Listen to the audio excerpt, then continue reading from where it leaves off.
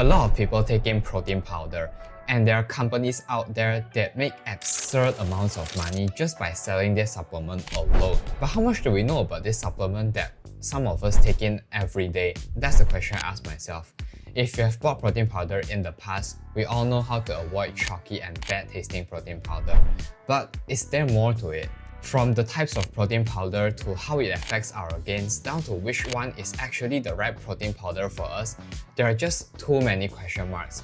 So I did some digging around the internet and did some research and ended up making this video, so you don't have to. By the end of this video, hopefully you'll know which protein powder works best for you. And who knows, you may be overpaying for the protein powder you are currently consuming right now. Now, protein powder is basically classified into two types: animal-based protein powder and plant-based protein powder. Plant-based protein powder, as in its name, is suitable for people that have dietary restrictions, such as vegans and vegetarians, or even if you are lactose intolerant, plant-based protein powder could be a great option. But since plant-based diets have been criticized with having an incomplete amino acid profile, one of the biggest questions is, does plant-based protein really helps us gain muscle? Well, it depends. Take soy protein for example. Soy protein is plant-based and it contains all the essential amino acids. In contrast, take pea protein for example. It is also a plant-based protein, but it lacks one or more essential amino acids. But I really wouldn't worry about it too much, cause companies nowadays that produce plant-based protein powder use mixed blends, which means that they may mix pea and rice protein for example to get that complete amino acid profile. On the other side though, there are also a few types of animal-based protein powders, and one of it being the most commonly used and personally my go-to option.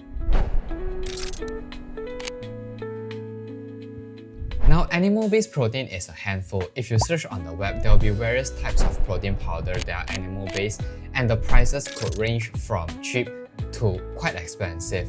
And you start to wonder, what differences do they actually make? Well, to put it simple, animal-based protein powder can be classified into three types: egg, whey protein, and casein protein. While egg protein is a suitable option for people that have issues with dairy in animal-based protein powder, casein protein powder is the slowest digesting, while whey protein is suitable for building muscle. Why, you ask? Let me explain.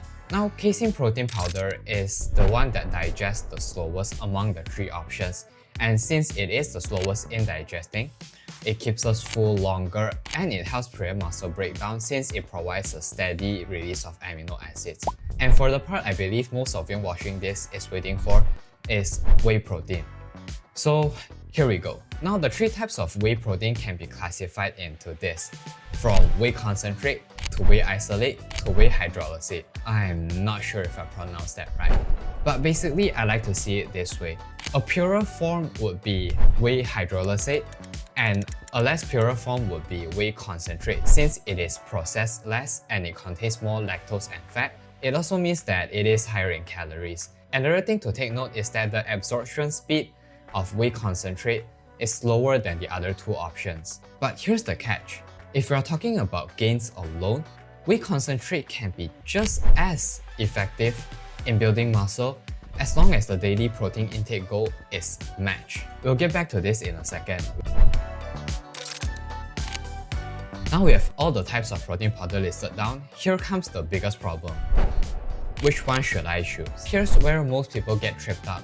They think that the more expensive a protein powder is equals to more gains, while that's not exactly true. Now the biggest difference among the three types of whey protein is absorption speed, some of them having fewer calories per gram of protein, and of course, the price. So here's my take. If you're not competing at a high level and you have no digestive issues, then choosing whey concentrate isn't a bad option at all. You see, even though concentrate is the cheapest option among all of them, the main focus for long-term muscle gain should still be hitting your protein target across the day. So here are the 4 considerations that I personally would go through before making a purchase. Your goal, dietary restrictions, intake timing, and cost. Now let's take Carl here for example.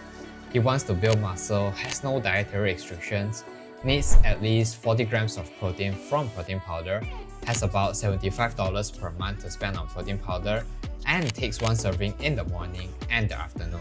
Since Carl's main goal is to build muscle and is already taking 2 servings of protein powder throughout the day, then casein protein powder wouldn't be the best fit for him. So we're down to 4 options, but we need to do a reality check, which is the cost. Since Carl is only willing to invest $75 in protein powder every month, then Whey Concentrate in this situation would be the best fit for him. Now we choose the right protein powder, but we are not quite done yet. If you are buying from resellers, always check the authenticity and check if any third-party testing is done on the product. Another quick mention here is that even though we can classify on which types of protein powder are usually cheaper to which type of it is usually more expensive, but you have to keep in mind that the quality of protein powder and the price of it usually varies on the brand and how the company handles it. I personally had cheap protein powders in the past that just tasted bad and had really grainy texture, which no blender in the world could save it. One last thing, buying protein powders based on your ability to spend is important, but one thing that comes to buying cheaper protein powders is that some companies may use a lot of fillers, sugars, etc. So read the ingredients label before making a purchase or making a decision.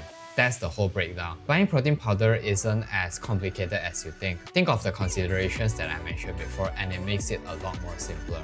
At the end of the day, protein powder is a great supplement to help us reach our goals. But don't forget the basics such as training consistently and eating well.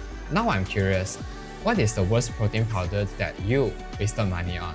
Drop it down in the comments cause I would love to know them. And if I missed out anything or listed some wrong facts, feel free to roast me down in the comments as well. As always, there will be a link to my free newsletter down in the description below. Thanks for tuning in, and I'll see you in the next one. Bye.